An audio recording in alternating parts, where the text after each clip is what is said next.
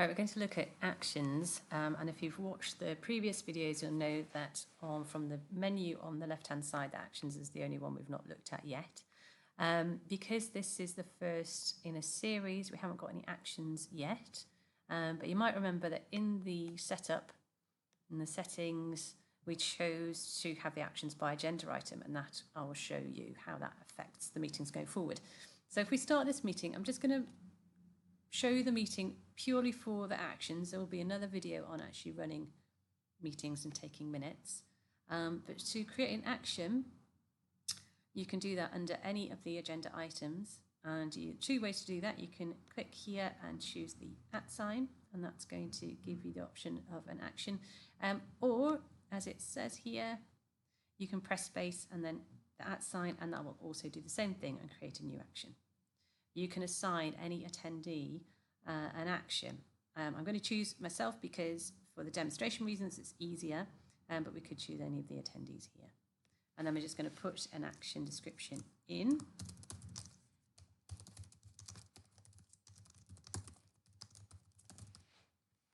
And going to set the due date here, next meeting.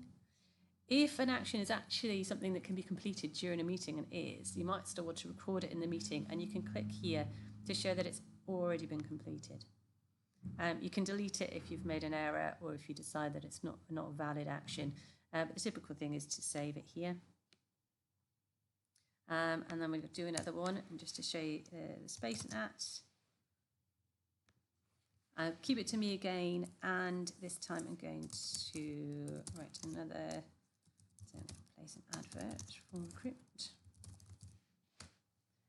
and give myself a different due date, and I'm going to save that. Right, I'm just going to finish this meeting. Again, there will be another video on finishing meetings and creating follow-ons. But just for the purposes of showing this to you, I'll just go through this quickly and create a follow-on meeting. I'm going to finish that. And then we'll be able to look at our actions. So we can look at the actions that we've got due in the next 7 days, or we can drill down and look at the different status of the actions.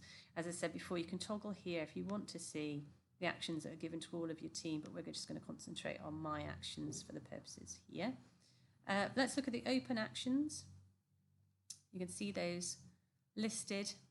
So we've got that one there and that one there that we had created. We've got the due dates here, and you can sort by description, by due date, etc., by the owner, but we've only got me here. So to update an action, we can, if you want to look at the context, you can look at the related meeting, and I'm going to just click on the action here. You can see where it was assigned to you from what meeting, and then we can add a comment in here. So I'm going to put placed advert on read. Add my comment. You can keep adding comments, and they are viewable by the other attendees as updates to what's going on with your action, and you might just want to complete your action. You can also reopen it at any time, and you have the option here to view the meeting. We're just going to come out, and then I'm going to run the next meeting again, just so you can see how the minutes come through, the actions come through into the minutes. Right, so we've got future minutes, meetings. We're going to go into the HR meeting, and let's start it. Now, if you remember, we toggled the button to have the actions appear in the agenda items. So otherwise, they would all appear as grouped here so that you could review those together. But we asked for them to come into the items. So here we go, bring printed minutes on to the next meeting. We can actually complete that because I would have taken them to that meeting. So that one's done. And this one's already been completed. And we can look at the comments here. We can see there's one comment, and we can pull it up here and let everybody know what's happened there. So that's actions in a nutshell. We're going to look at next how to actually use the minute-taking software to its fullest.